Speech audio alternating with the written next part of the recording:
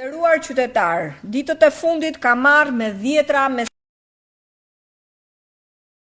mesazhe në lidhje me situatën e krijuar në zonën e komunës së Parisit dhe Selitës, për shkak të çarjes së tubacioneve të ujit të pishëm. Banorët e zonës së komunës së Parisit u tmerruan kur pan çezmat e shtëpive të tyre dhe uji ishte i papërdorshëm me ngjyrë dhe erë. Atyre nuk ju dha asnjë shpjegim për shkakun e ndotjes së ujit, duke krijuar alarm dhe panik, pa folur për pamundësinë për të përdorur ujin qoftë edhe për pastrimin e shtëpisë.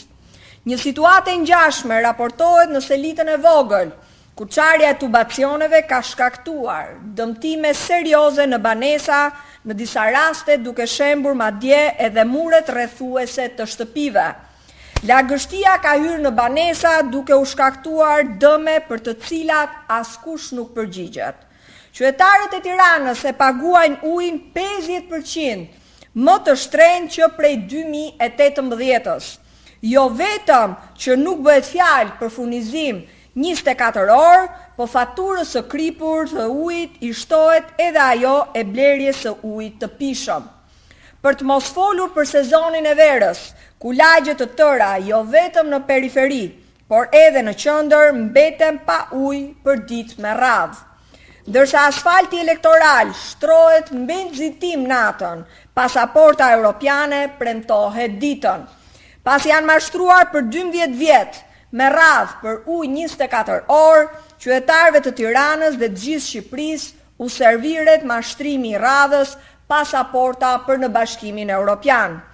Pasi zhytin në varfëri dhe i detyroi të marrin rrugët e Europës, Edi Rama u premton shqiptarëve që t'u sjell Europën këtu. Por ajo që u sjell në të vërtetë është uji i dotur, edhe ai me kufizime. Dikush duhet i kujtoj kryeministrit të vendit që qytetarët shqiptar nuk mund të gënjehen më.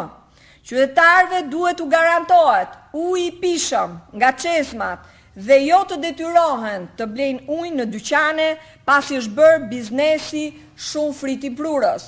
Çdo qytet në Europë e ka ujin e pishëm në çezma, sepse europianëve u jepet shërbimi për të cilin paguajnë.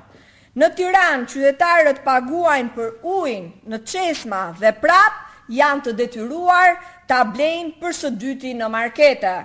Ndaj më 11 maj, shqiptarët do të zgjedhin programin e Aleancës për Shqipërinë madhështore, duke refuzuar çdo përpjekje të dëshpëruar të Edi Ramës për të mbajtur pushtetin vetëm me mashtrime. Faleminderit.